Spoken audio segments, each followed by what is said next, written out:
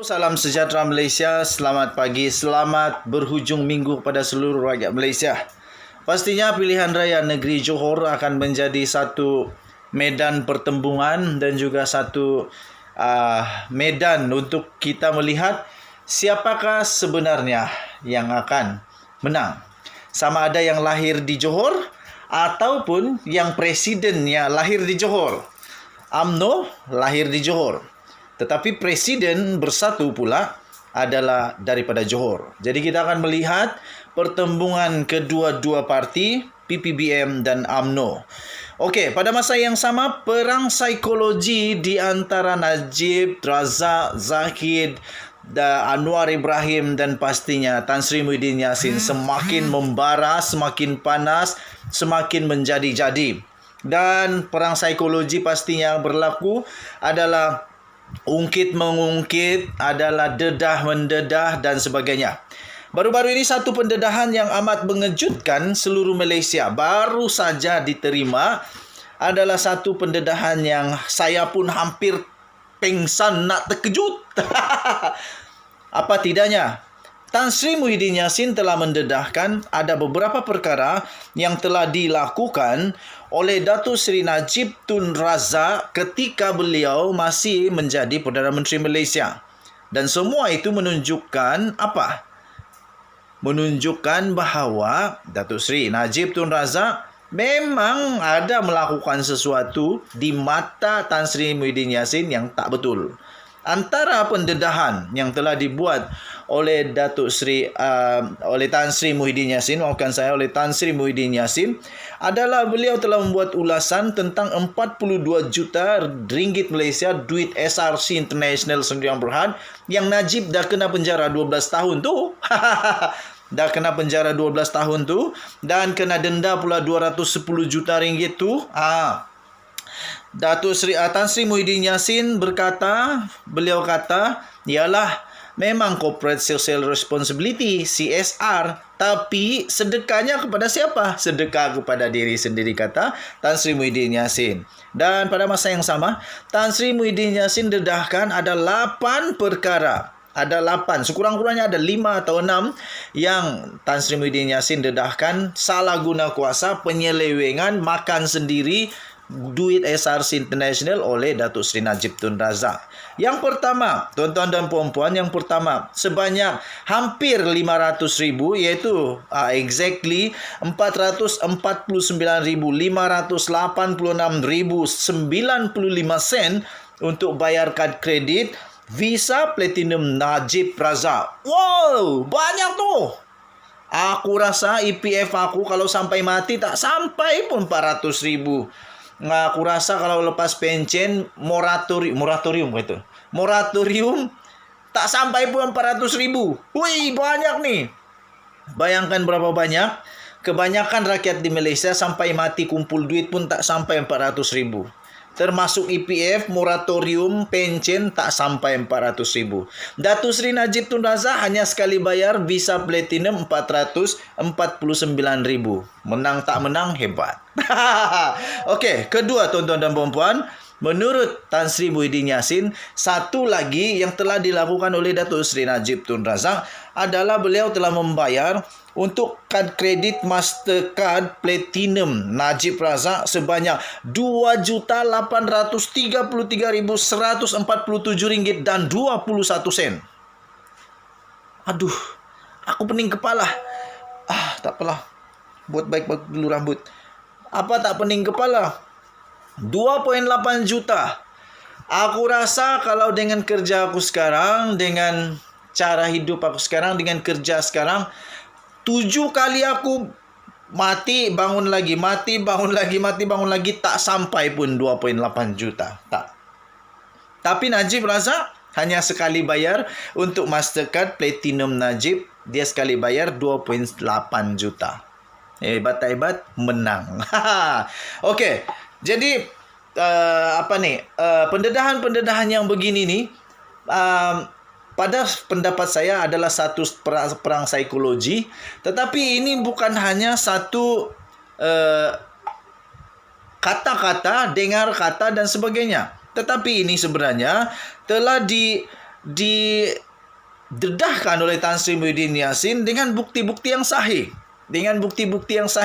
Jadi saya pikir ini akan menjadi salah satu manifesto, salah satu senjata daripada Perikatan Nasional untuk menentang Zahid Hamidi dan Najib Razak, terutamanya UMNO, dalam pilihan raya negeri Johor. Saya pikir ini akan menjadi satu pertimbangan yang amat besar untuk pengundi-pengundi di Johor untuk memilih siapakah yang mereka akan pilih. Okey, seterusnya RM240,000 dibayar kepada satu syarikat namanya Vital Spire Sdn Bhd milik seorang adun UMNO Johor untuk mengendalikan sebuah portal online. Wah, bestnya. Wah, ini hebat. RM240,000 dibayar kepada Vital Spire Sdn Bhd milik seorang adun Johor untuk untuk mengendalikan sebuah portal online. Aku tak tahulah ini apa yang orang sebut JCOM. Sebenarnya sampai sekarang saya pun tak tahu apa ini JCOM. Coba kamu terangkan sama saya apa itu JCOM. Kamu komen di sana. JCOM itu apa? Apa fungsi dia? Best kah tidak? Mungkin itulah, tapi saya pun kurang pasti. Yang pasti, menurut Tan Sri Muhyiddin Yassin, RM240,000 ini dibayar untuk hanya mengendalikan sebuah portal online. Hebatnya. Okey, seterusnya 2.5 juta dibayar kepada sebuah firma guaman untuk kerja-kerja political intelligence. Halawe. Kalau ini betul 2.5 juta dibayar kepada sebuah syarikat firma guaman, tak payahlah kita pergi mahkamah. Tak payah pergi mahkamah. Buat syarikat guaman, kemudian buat political intelligence, dapat 2.5 juta. Hebat. Tak kalau betul lah, harap-harap tak betul. Tapi menurut Tan Sri Muhyiddin Yassin, katanya ada bukti sahih. Okey, seterusnya RM238,000. RM238,000 dibayar kepada seorang Tan Sri untuk kerja mempromosi Ahjib Go.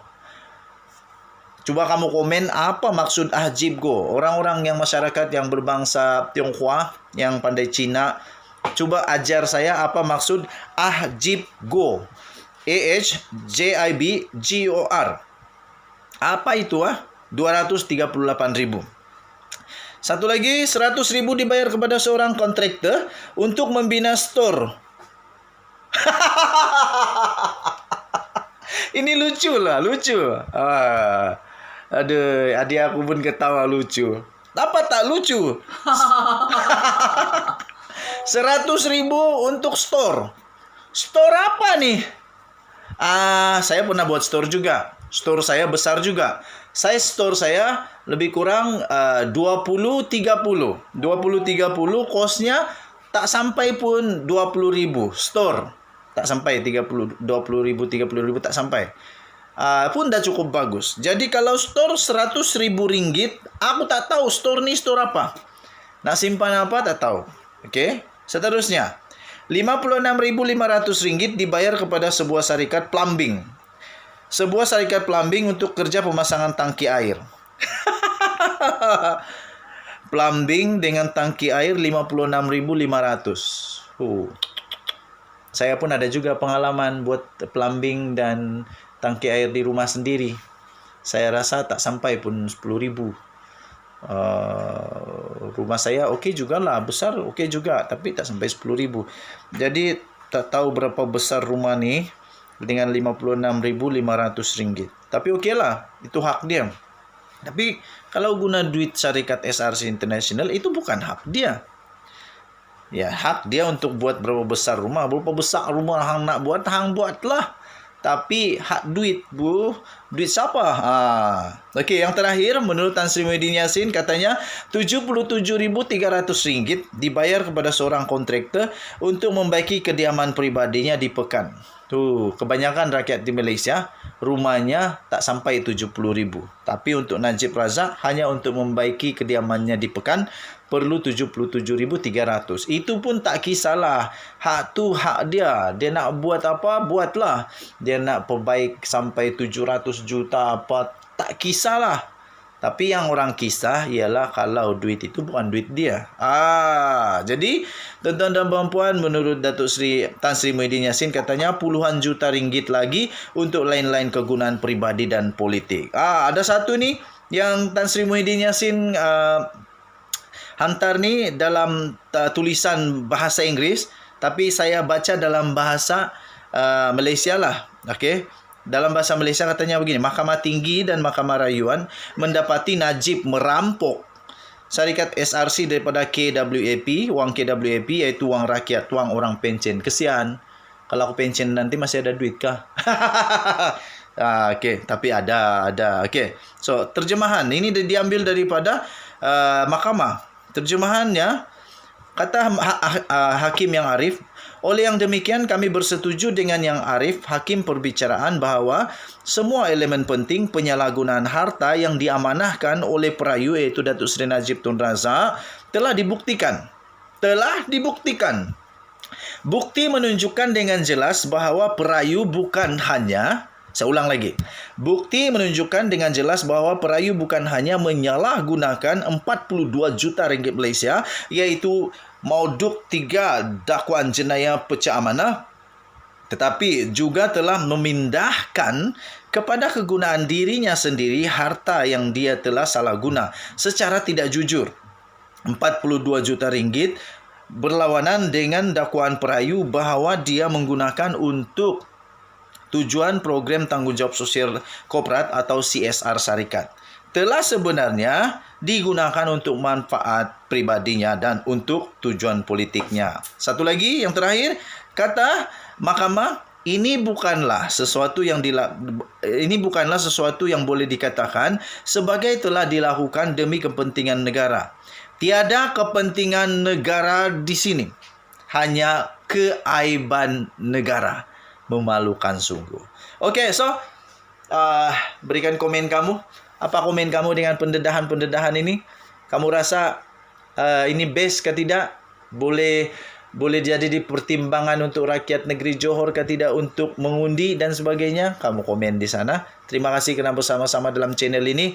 Pastikan kamu terus bersama dengan channel saya, The Twin TV, dan ada satu channel lagi, channel untuk saudara saya, kembar saya sebenarnya, iaitu Nazilin Unity. Ada orang salah faham, ingatkan kami ni sama tak sama. Okey, selalulah tengok-tengok dua channel ni, The Twin TV dan juga Nazilin Unity. Kita jumpa lagi pada video-video yang akan datang dengan pendedahan-pendedahan yang lebih seru, panas. Okey, kita jumpa lagi. Selamat berhujung minggu. Kita jaga kita lawan COVID sampai menang. Bye-bye.